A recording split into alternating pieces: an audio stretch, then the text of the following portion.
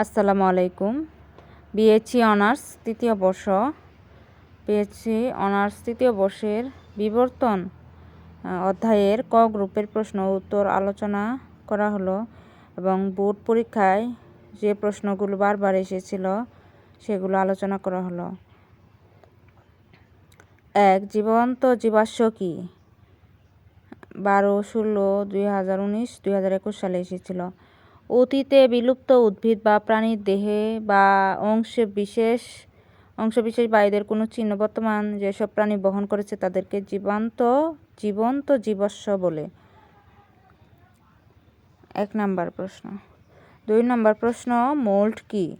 2014, 2019, 2021, 2023 সালে এসেছিল। উদ্ভিদ বা তার অংশবিশেষ কাদাযুক্ত মাটিতে পড়লে তাতে রাসায়নিক পদার্থ জমে যে জীবাশ্মের সৃষ্টি হয় তাকে মোল্ড বলে।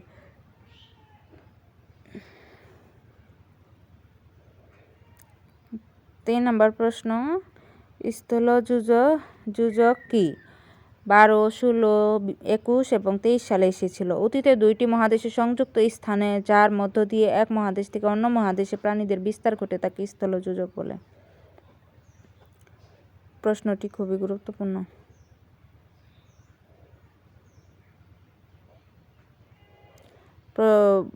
ভিডিওটি ভালো লাগলে লাইক করবেন।